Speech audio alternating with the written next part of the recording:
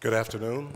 I'm Andre Churchwell, Vice Chancellor for Outreach, Inclusion, and Belonging, and Chief Diversity Officer for Vanderbilt University. I welcome you to our service of remembrance and reflection, a gathering for the Vanderbilt community to honor the Covenant School. Vanderbilt University leadership, including Dean Camilla Benbow, felt we needed a gathering to assist in the healing process we all sorely need. We have lost 6 cherished members of our Nashville and Vanderbilt community. And Peabody is particularly close to this tragedy, given that 8 Peabody graduates served on the Covenant faculty, and the late Covenant School's headmaster, Dr. Catherine Kuntz, was also a Peabody alum.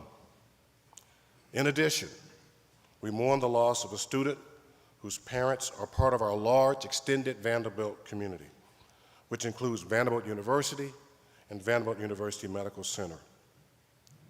As we begin, please follow the order of service on your program.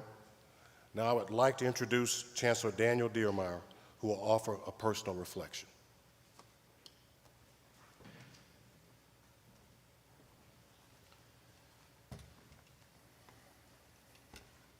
Good afternoon, and thank you, Dr. Churchwell. And thank you all for being here with us today. A heartbreaking tragedy has touched our community, and today, as a community, we come together in the face of what feels incomprehensible. We come to honor the precious lives that were suddenly taken from us in an act of violence. 3 young children, Evelyn Dickhouse, William Kinney, and Haley Scruggs, and 3 admirable and beloved adult members of the Covenant community: Catherine Kuntz, head of school, a proud Peabody alumna, Mike Hill, and Cynthia Peak. We come today to stand by the loved ones of the victims in an act of caring, comfort, and ardent support. And we support one another during these difficult times. In the aftermath of an enormous and shocking loss, we are doing the first best thing we can. We come together, we grieve together, we stand by each other as one community, and we care for each other. For many of us, during these last few days, in particular, our pain and grief has been turning to anger, even outrage. We are outraged that so many communities, and now our own, must suffer these devastating tragedies. Yesterday, hundreds of Vanderbilt students and faculty joined thousands of protesters in a march on the state capitol to demand stronger gun laws. At Vanderbilt, we wholeheartedly support the right of our community members to protest and demand change. And indeed, universities may very well be the best place where we can find solutions to even the most serious challenges of our times. And gun violence is high on that list. Addressing these challenges is what we do, even the most difficult ones, through our research, through our teaching and education, and by encouraging vigorous engagement and advocacy and the policy-making process. We address it by developing world-class expertise related to gun violence, and its influence helps shape our communities and our world. We amplify our experts' research in the public square, in the media, in legislative hearings, and through advocacy, providing perspectives and ideas for solutions that inform discussion and decision-making. And like our neighbors at the Covenant School, we answer every day the timeless human calling to give all that we have to the next generation, to care for them as best as we can, and to equip them with the knowledge, skills, and values to face their own challenges and make the world a better place. I know that is what those three dear, dedicated adults were doing in those fateful hours that last Monday. We're forever grateful to them, and together we'll honor their memory and carry their promise forward. Here at Vanderbilt, like everyone in Nashville, we have seen more than our fair share of difficult challenges in recent years. Throughout each of them, we demonstrated enormous resilience and responded in the spirit of radical collaboration and continuous improvement that defines us. Today, in the face of what feels incomprehensible, we will grieve with each other, and we will always lift one another up. We will keep listening to one another, seeking to understand the diverse perspectives that make up our rich community, and meeting on the common ground that we share. Today and tomorrow, we will come together and move forward as one community, one Vanderbilt. Let me close with an expert from the words that Robert Kennedy spoke 55 years ago. Tonight, on the occasion of another horrific death by gunshot in Tennessee, the assassination of Dr. Martin Luther King. What we need in the United States is not division. What we need in the United States is not hatred. What we need in the United States is not violence or lawlessness, but love and wisdom, and compassion towards one another, and a feeling of justice toward those who will still suffer within our country. Thank you.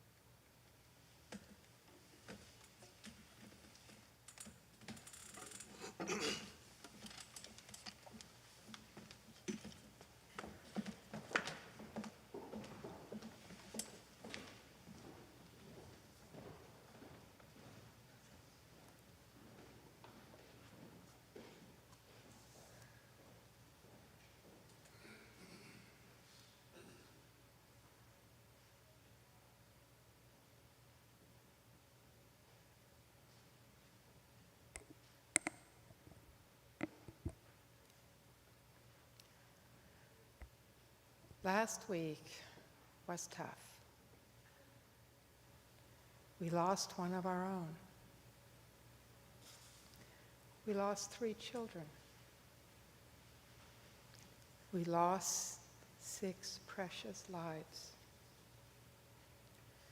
Yet sadly, we did not lose our innocence then. That had already been lost.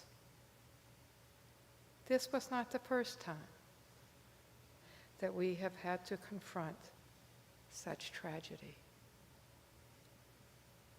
But this time, it was close to home, too close. We lost a Peabody alumna, Catherine Coons, the director of the school. We lost a child of a BUMC faculty member. Why? We are all heartbroken. It feels too much to bear.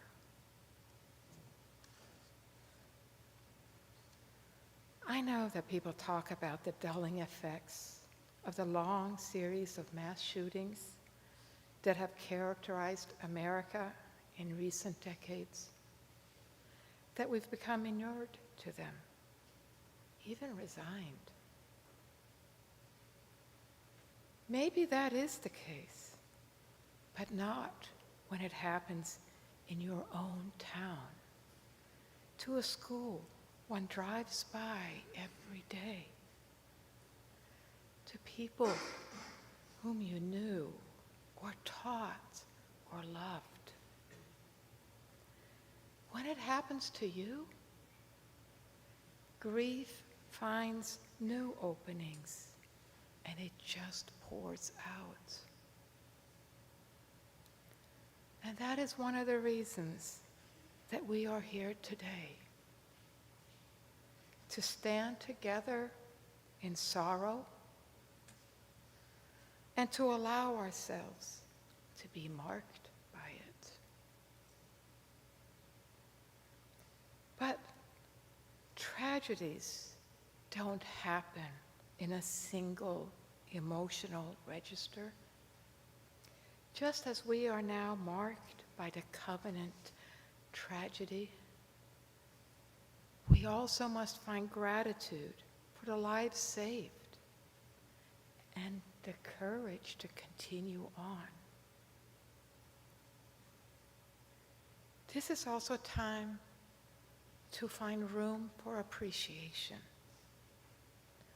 Appreciation for the many acts of quiet heroism that educators perform every day.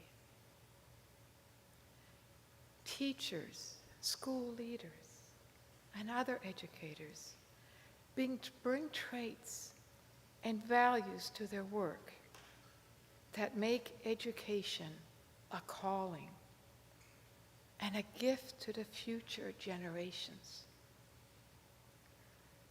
Whether it's caring for the young child who came to school without a coat, or without lunch, or with tears, or taking the extra time, the one-on-one time required to ensure that a child really gets fractions, or in my case, that I pronounced my French correctly, or sadly, rushing to protect children of your school.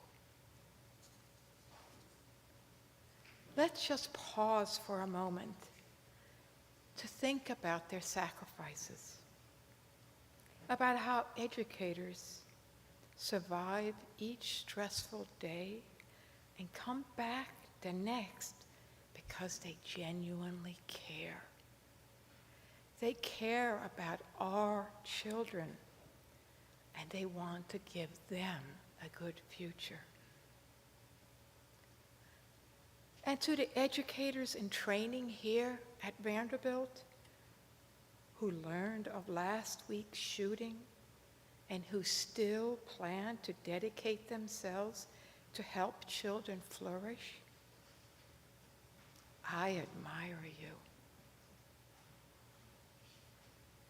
May you all become a mighty oak, as they call Dr. Coons.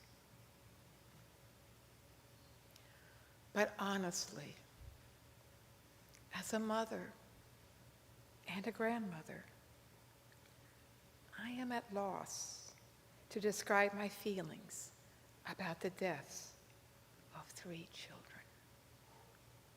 That loss, the potential, the laughter that was extinguished, is beyond capacity of reason to console. They are why we need ritual, music, poetry to soothe us. But most of all, we need kindness. Kindness for each other, for those who are like us, and for those who differ. We all belong in this world, and we all should be met with kindness. And we cannot forget. We just cannot forget them. I'd like to close with a quote from Dag Hammarskjöld, the Swedish Secretary General of the UN, who died suddenly in a plane crash in 1961. I hope, perhaps, it will give you hope as it does me. He said, "You wake from dreams of doom, and for a moment, you know, beyond all the noise and the gestures, the only real thing, love's calm, unwavering flame in the half-light of an early dawn." Thank you.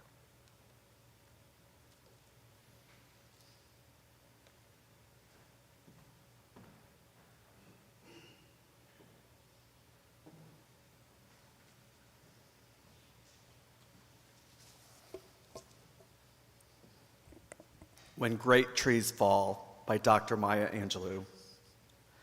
When great trees fall, rocks on distant hills shudder. Lions hunker down in tall grasses, and even elephants lumber after safety.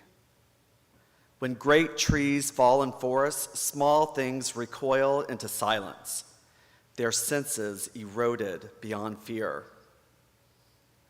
When great souls die, the air around us becomes light, rare, sterile. We breathe briefly. Our eyes briefly see with a hurtful clarity. Our memory suddenly sharpened, examines, gnaws on kind words unsaid, promised walks never taken. Great souls die, and our reality, bound to them, takes leave of us. Our souls, dependent upon their nurture, now shrink, wizened. Our minds, formed and informed by their radiance, fall away. We are not so much maddened as reduced to the unutterable ignorance of dark, cold caves. And when great souls die, after a period peace blooms, slowly and always, awkwardly. Spaces fill with a kind of soothing electric vibration. Our senses, restored, never to be the same, whisper to us. They existed. They existed. We can be and be better, for they existed.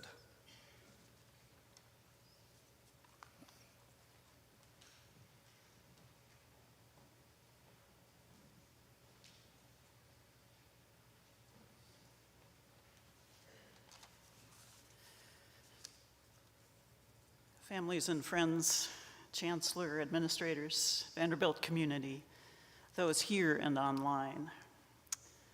As our chancellor shared, we come with broken hearts to honor Evelyn, Hallie, William, Mike, Cindy, and Catherine.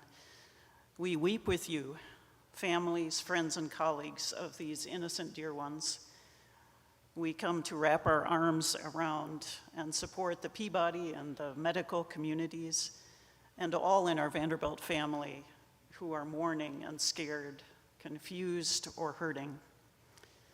We come also with gratitude for first responders.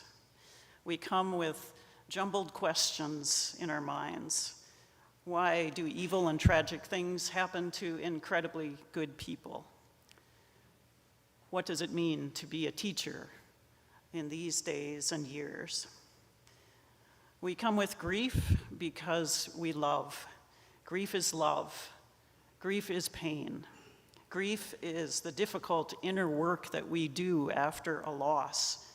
Grief is necessary for healing. We don't just move on from loss or grief or this tragedy. In our own time and way, we incorporate the loss into our lives. Our grief and pain need to be witnessed, to be seen by others in order to move towards healing. And when our grief is seen by others, that is mourning. It's what we are doing now. Mourning is grief gone public, and we need a community to mourn. We need to mourn to heal. So I invite you to look around and see the faces around you in this amazing community. No one here has to grieve alone. We are not meant to be islands of grief. We can mourn and move towards healing with each other. You are not alone. Please remember that. And one day, in your own time, and with emotional work, loss becomes like a precious wound.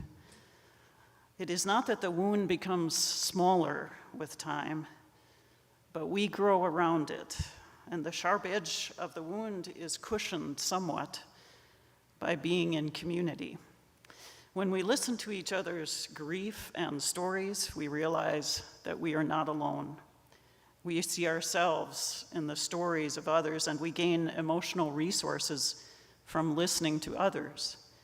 We receive courage and strength from each other. Our pain is more bearable together. And as human beings, we map the world both with our minds and with our hearts.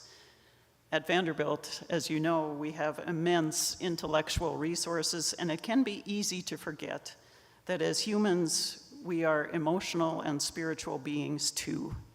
We map the world with our hearts as well as our minds. And in coming days, months, and years, shattered hearts will need care, extra care.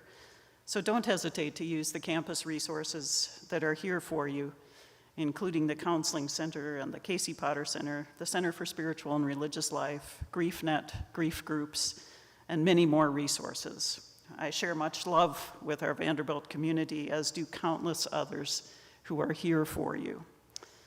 We come from diverse backgrounds and beliefs, faiths, and worldviews. We are a pluralistic campus.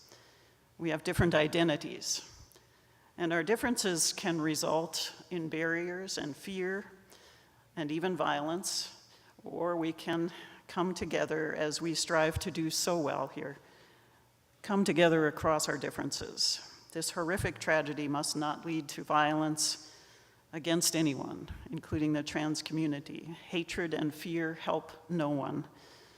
It is in our diversity that we gather today to remember, to reflect, to grieve, to console each other.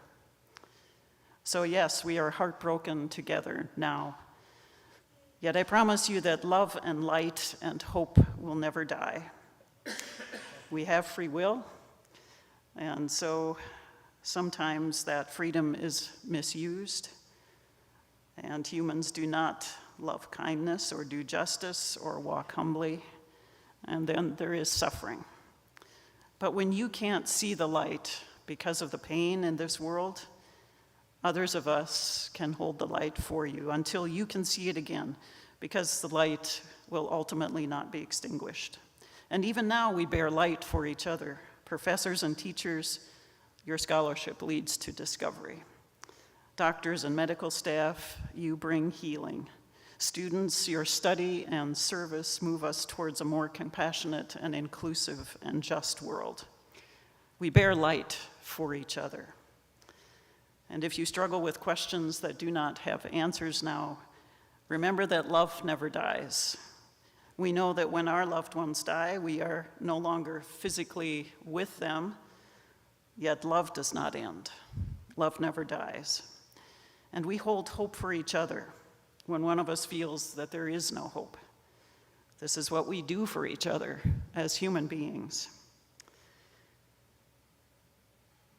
If the people of Covenant here and in our family here at Vanderbilt know the words that are familiar, and those of Christian tradition will probably know these too. From the sacred text, it says, "Hope does not disappoint." Hope does not disappoint us. So we hold hope for each other as well. In closing, listen now to these words of blessing inspired by a Swiss philosopher, Henri Amiel.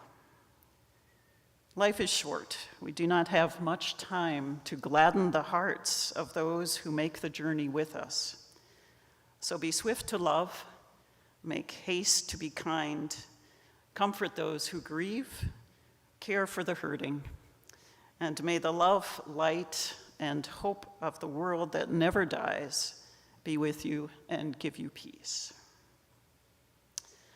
And now a few words of instruction for our candle lighting. If you wish to light a tea light candle here on these tables to remember and to honor the precious lives lost and their families, and to remember all whose hearts are broken by this tragedy, please feel welcome to come forward as you wish. This will be a time of quiet and reflection. Please take a candle, the smaller candles that have the wax protectors on them, and tip only the unlit candle into a flame. Please do not tip a candle that is already lit. You are welcome to remain in this quiet space to reflect or pray, including for the Hales, or you can make your way to the reception at any time to share mutual conversation and consolation and refreshments as you wish. And Dr. Raver and I will be here at the tables to help with the candles as needed. Thank you so much for coming to this gathering today. It means so much to Peabody and to all of us, to VUMC. I invite you to take your time now to be together and to go in peace as you wish. Thank you.